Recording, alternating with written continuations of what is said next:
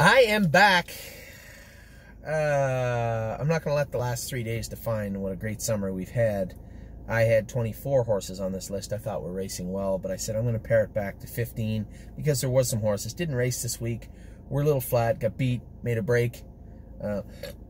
Excuse me. Just a lot of different reasons. So the top 15 list, I think, is made up of horses that belong on it. It's probably a couple still. I didn't put Ailsun in the top 15, and somebody said, why wasn't she on the top 20? You're right. She should have been in the top 20 the way she raced. That was my fault. She didn't make the top 15, but, you know, Havana Unana made a break. She's not on the top 15. Willpower Fashion hasn't raced yet. Not on the top 15. Giddy Up Max raced like a monster. He's not on the top 15. Ailsun, Wiggle Delight, I could keep going. But you know what? I'm going to give you the 15 top horses I see in the barn right now, which is the second week in July. Number one, she made it. I'm never so happy to see this filly make it back to number one. Knockdown Dragout. She raced great the other day. Still not 100% sound. Not lame. Now, as a driver, there's different variations. We can use all these terms. You know, my wrist is sore, right? But I'm not lame on it. I can race on it. You know, I'm not winning any arm wrestling championships with it, but it's fine. And Knockdown Dragout's feet bother her. She's a little sore on them, and I think that causes some secondary problems, whether it be her interfering a little bit or a little bit of soreness. Andrew and I have talked about this. He's on top of it. Knockdown Dragout's going to race next Friday. Very happy with the way she raced the other day. And she gets top honors, but there's another filly that could dethrone her this week, and they race 24 hours apart. Globetrotting. Globetrotting has got 2 starts lifetime, 2 trips to the winner's circle, and did it the hard way last week. 8-hole right to the front, last quarter 28 seconds, a mile and 57 in Northfield. That's legit speed. She's racing this coming week in Sauda. Let's just give her the 9-hole again. Let's just give her the outside every goddamn start. Poor filly. She's drawn terrible both her starts, but I suspect she may overcome that 9-hole this coming Thursday evening. Spend That Money also 2 for 2. I just thought, I didn't drive Spend That Money, so it's a little unfair, but I just thought Globetrotting's mile was every bit, if not a little more impressive than Spend That Money. And that sounds silly saying because they both jogged, but Globetrotting overcoming the 8-hole, I think, trumps Spend That Money running the front end and winning under wraps. I'm a little biased, but still. 4 has Need Your Opinion.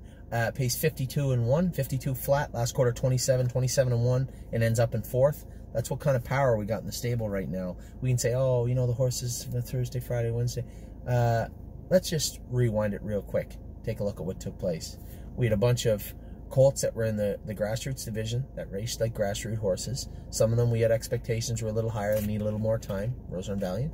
Some of them were overly disappointing. Yours If You Wanted. A couple were okay. Crazy Mission and Bend Over, and a colt run leaving the gate. And sometimes things happen. The colts in New York, yeah, it was a little depressing. Not shocking, though. Brush Cut was a little pinchy coming in. We scratched him. Arctic Force got beat on a half. Maybe he just doesn't like a half. Again, we can explain that. Then you talk about the Meadowlands. White Tiger was a little flat. Yeah, I'll admit he was flat. That happens. And Spirit of Dio trotted him 56-3. She finished 8th against the best horses, maybe the best horses in North America. Nothing to scoff at. So before we go buying Kleenex, I think we should look at how the last 2 weeks has taken place before we start getting upset about the last 3-4 days. Need Your Opinion's fantastic. Capistrano can't be much more impressive than she was out of the 9-hole, wrapped up with the earplugs in, 54-3. Looked amazing. Don't Believe Me, Just Watch is number 6. Out the whole way, 3rd and 52. Number 6. Number 7, Harness AM. 2nd and 3rd in the Pennsylvania Sires, tried him 56 the other day. She comes in at number 7. Now, I put Rose Run Versatile at 8. She could have landed further down, I guess. It's a filly that was 3rd in the Pennsylvania Sires, 3rd in the PA All-Stars, and has been very, very good of late. I'll Play It Alone. 2 starts. 1, bit of a circus show at Mohawk. Leaped in the air like a I don't know, hunter jumper, and then jogged in, didn't jog, but he won a gritty mile in Pittsburgh and at the Meadows. Needs to get his head on straight, but nevertheless, very fast colt. Compass Rose DC won her first lifetime start, 59. This is 1 start, 1 win in the Ohio Sire Stakes. 20,000 made. She comes in at number 10. Number 11, Really Blue Chip.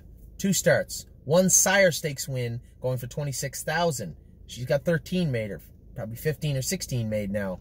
She comes in at number 11. Sebastian Yu and Sebastian Ray, both highly touted colts, making their first lifetime starts on Monday. They come in at 12 and 13. Path of Totality sitting at 14th.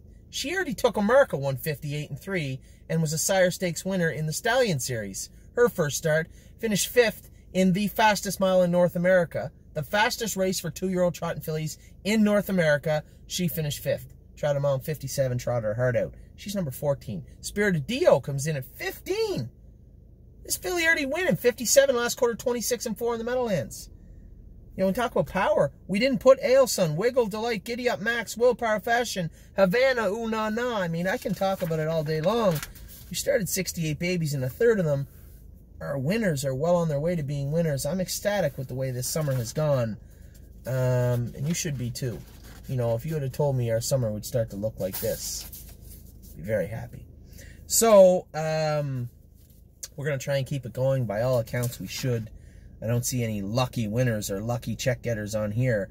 You know, you drive all the way down to 15 to find Spirited Dio. Powerful filly just trotted the fastest of any 2-year-old trotter we have last night, 56 and 3.